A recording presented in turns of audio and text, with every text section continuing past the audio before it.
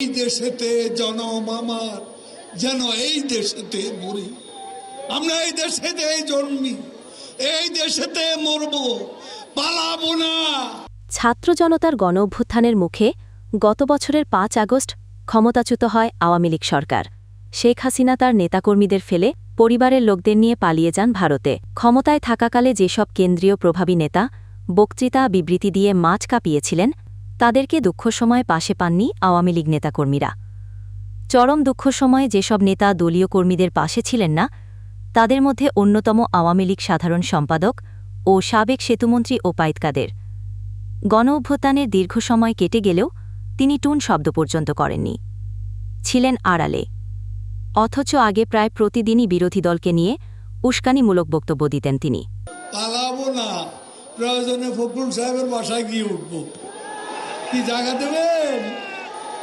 না হলে ঠাকুর গায়ের বাড়ি আছে, ওই বাড়িতে গিয়ে উঠব। সম্প্রতি ওবায়দ কাদের মিডিয়ার সঙ্গে কথা বলেছেন।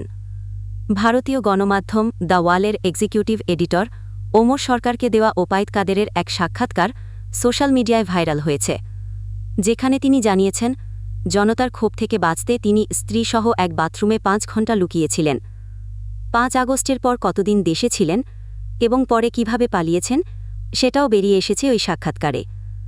ওই ভিডিওতে ওবায়দ কাদের ৫ আগস্টের উত্তাল দিনের কথা জানিয়ে বললেন, সংসদ এলাকার আমার নিজের বাসাকে একিয়ে পার্শ্ববর্তী আরেকটা বাসায় আশ্রয় নিয়েছিলাম। তখন চারিদিক থেকে মিছিল আসছিল। এটা আসলে ছিল প্রধানমন্ত্রীর সাবেক গণভবন কেন্দ্রিক। আমি যে বাসাটাই ছিলাম, তারা সে বাসাতেও হামলা করে। তারা জানত না যে সেখানে আমি আছি। আমি আমার স্ত্রীসহ বাথরুমে লুকিয়েছিলাম। অনেকক্ষণ ছিলাম, প্রায় ৫ ঘণ্টা।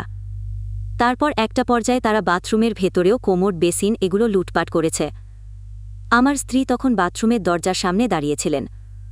তিনি বারবার বললেন যে আমি অসুস্থ, যাতে করে তাদের প্রবেশ ঠেকানো যায়, কিন্তু তারা জোরপূর্বক ভেতরে ঢোকার হুমকি দিতে থাকে। বাথরুমে কি আছে তা লুট করতে যায়। এই অবস্থায় আমার স্ত্রী আমাকে জিজ্ঞেস করে, আমি বললাম দরজা খুলে দাও। এরপর ৭-৮ জন যুবক ভেতরে ঢুকে এবং তারা অত্যন্ত আক্রমণাত্মক ভঙ্গিতে আচরণ করতে থাকে। হঠাৎ তারা আমার দিকে তাকিয়ে বলে, নেতৃত্ব চলে গেলেন, আপনি যাননি কেন? আমি তখন কিছু বলতে যাচ্ছিলাম, কিন্তু এর মাঝেই তারা আচরণ পাল্টে ফেলে। কেউ একজন বলে, আপনার ছবি তুলব। তারপর শুরু হয় ছবি তোলা। কেউ কেউ সেলফিও নেয়। ধারণা করি এদের মধ্যে অনেকেই আমাকে চিনত। তিনি জানান, ঠিক কী কারণে তাদের মধ্যে এত আক্রমণাত্মক মনোভাব ছিল আর কেন হঠাৎ করে সেই আচরণ শিথিল হয়ে গেল, তা তিনি বুঝে উঠতে পারেননি। আচমকাই তারা ঠান্ডা মাথায় কথা বলা শুরু করে। তাদের মধ্যে একটা গ্রুপ তখন চাচ্ছিল তাকে রাস্তায় নামিয়ে সেনাবাহিনীর হাতে তুলে দিতে, আবার কেউ কেউ চাচ্ছিল জনতার হাতে তুলে দিতে। এই পরিস্থিতি তার মনে গভীর চাপ ও মানসিক ভাঙন সৃষ্টি করে। এরপর তারা তাকে একটা শার্ট, লাল পতাকা সম্বলিত ব্যাজ এবং মুখে কালো মাস্ক পরিয়ে সংসদ এলাকা থেকে গণভবন অভিমুখী বড় রাস্তায় হাঁটিয়ে নিয়ে যায়। হঠাৎ কোথা থেকে একটা খালি ট্যাক্সি বা ইজি বাইক আসে হাজির হয়। সেই মুহূর্তে রাস্তায় কোনো গাড়ি ছিল না। তিনি মনে করেন এটা হয়তো তার ভাগ্যের বিষয় ছিল। তাদের মধ্যে ২ জন তাকে ও তার স্ত্রীকে সেই গাড়িতে তোলে এবং পথে যেতে যেতে চারপাশে চেকপোস্ট ও লোকজনকে উদ্দেশ্য করে বলে, চাচা চাচি অসুস্থ, হাসপাতালে নিচ্ছি, বিরক্ত করবেন না। এইভাবেই তারা তাকে অনেক দূরের একটি জায়গায় নিয়ে যায়।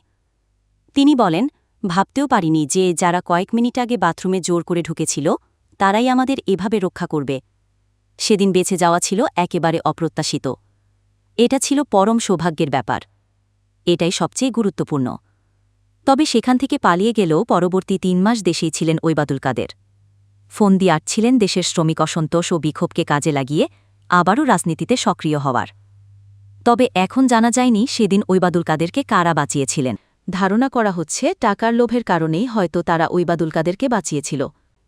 আপনার কি মতামত?